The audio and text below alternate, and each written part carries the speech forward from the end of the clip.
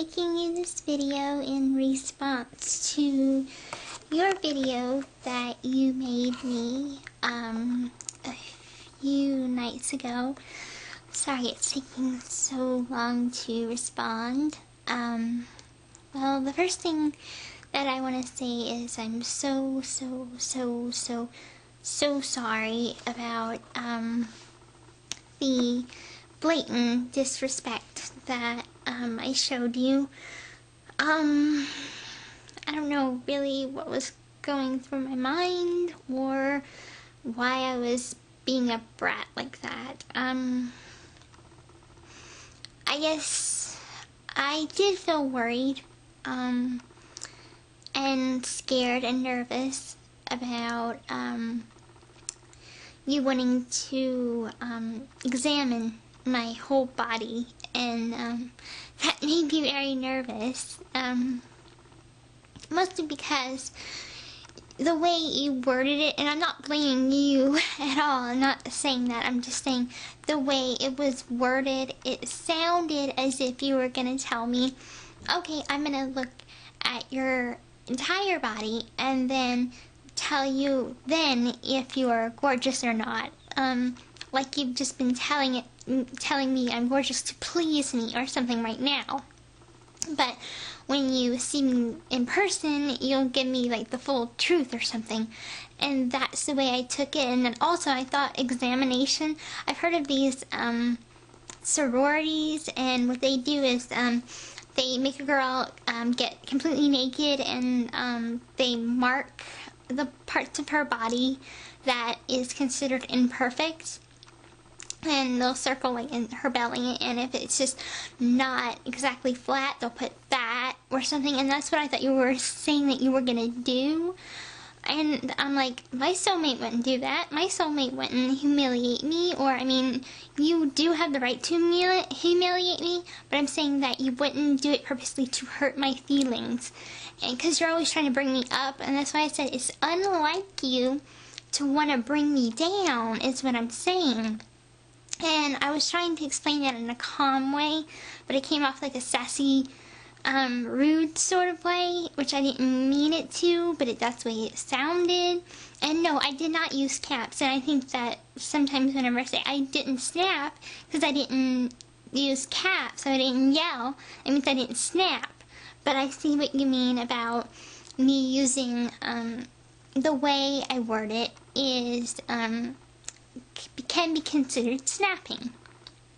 I just want you to know that I do understand what you are saying about me snapping. I mean, I really am sorry, sweetheart, that I did.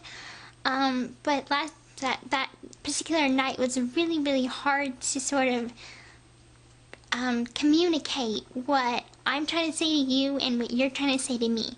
I'm just saying that we were not communicating good, and we really need to figure out a way to communicate better. There's no such thing as too much communication better. Or better communication, there's never too much of. Another thing that you talked about in your video was, not, sorry, eyelash, right, eyelash. That you won't tolerate sassy back talk or any of that. I won't be giving you sassy back talk. I understand that I did, but I don't really mean to, so I don't really know if that's considered me being a brat or something, is when I don't mean to. But I'm not always a brat, as you know. I'm very quite submissive, and I understand my place. I was out of line that night, and I really am sorry for that. When I do get out of line in person, you do have the right to spank me. If it's a bad girl spanking, that's fine. I understand that. Even if it's in public, I understand. I deserved it. I did wrong. And that's the way I am. If I did wrong, I'll say, I am so sorry, I did wrong, it was my fault, I understand that I did wrong. If it was a both of us part that it was wrong, then I will say, you know, we're gonna try and work on communication better. And, you know, better communication between us, so we can understand each other and what each other's saying to the other. Because I wasn't getting what you were saying, and what you was getting was my sassy back talk of me trying to tell you, but that's not, you know, it was just a whole big bad night. And what scared me to death was you saying that, I'm trying to hold the camera, you saying that you're not going to be romantic or sweet or compliment me, which comes naturally now and always has been to you. But that's the particular part of you that I fell in love with. I don't think you get that it's not your looks, it's not, you know, the way you talk, it's none of that. What makes you special, what makes you rare, is the fact that you are so romantic and you take the time to show me that I mean something to you. That is the part of you I fell in love with. That is the part of you I treasure and adore and worship. Yes, I worship that part of you. And if that part of you is gone, then I don't know what's left.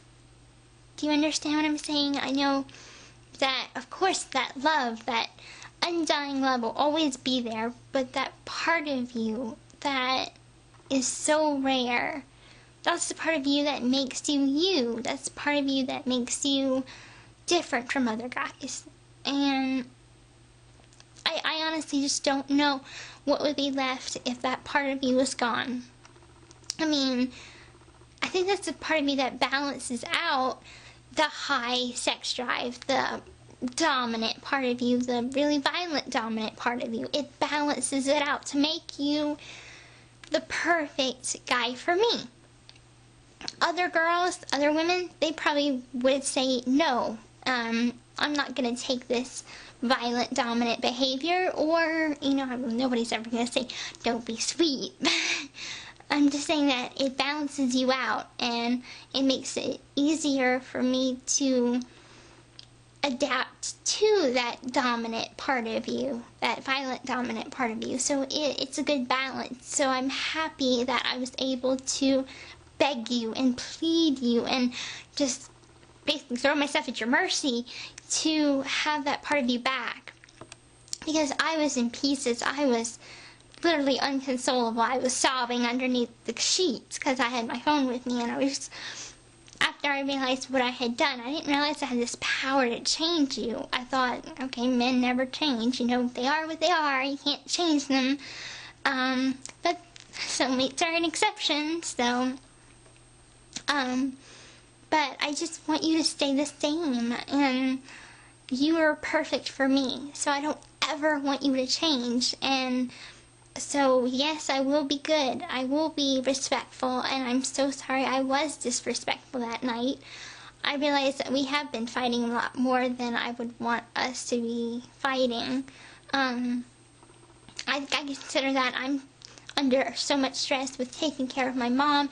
You're having stress with moving, and your parents or mom and stepdad fighting. I mean, it's just a lot of stress on us both. And though we try to be positive around each other, it's just hard sometimes, and I get that. And sometimes you just need to let off that steam, and usually it's letting it off with the person that you feel comfortable enough to talk about things with. And for that, it's me, it's you, and it's me, it's each other.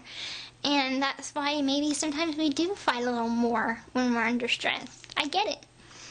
But I don't want it to tear us apart. I want it to bring us closer together.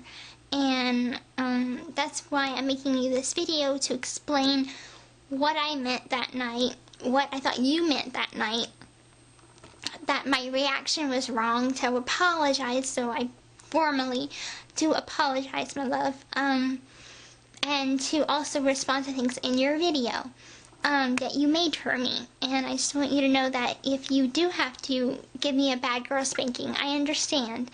I won't hold it against you, because at that point I think you'll be my master. So, and we already talked about this online. I'm gonna make sure this doesn't go off. we already talked about this online, that you will be giving me 15 spankings when we first see each other or go in the bathroom when we see each other in March. And I understand why, because I've been giving you hell for a couple of months now, or maybe a couple of weeks. I don't know. I'm giving you hell random times. But you can honestly say I'm not horrible all the times, because I am romantic, I do spoil you, I do worship you, and I think that's one of the main reasons why you stay, is because though I do give you hell sometimes, you stay because you worship me, 1. 2, I worship you. 3, I spoil you like no one else. And 4, I would do absolutely anything for you. And I think that you realize by now that my love is unconditional, it's true, and no matter what you tell me or how much you think I'm going to be scared away, I'm never going to be scared away. And you realize that you found your soulmate in me, and it's not in someone else. And you realize that there's only one of me, and I realize there's only one of you. So that's why I'm really going to try to watch how I word things. I won't push buttons and try and egg you on or try and make you upset. I know I get under your skin sometimes. You do too. Get under mine. Mostly whenever you go off and I'm like, why are you going off right now? I thought I was saying something innocent. Yeah, that's pretty much how I react too. But I understand sometimes that I just get under your skin. Soulmates do that. Now, the other part is accepting compliments. For me, I'm going to spare you the whole I was made fun of as a child and everybody never really got me. So I'm going to spare you my whole sob story of that, which I've already told you online. But I think that it's harder for me because I'm trying not to be arrogant. My mom constantly preaches to me, be humble, be humble. And I realize I'm not the center of everybody's attention. I realize that I'm not the most beautiful woman in the world. I am the most beautiful woman in your world. And I understand that because you have told me. And I accept that humbly. I don't take that for granted.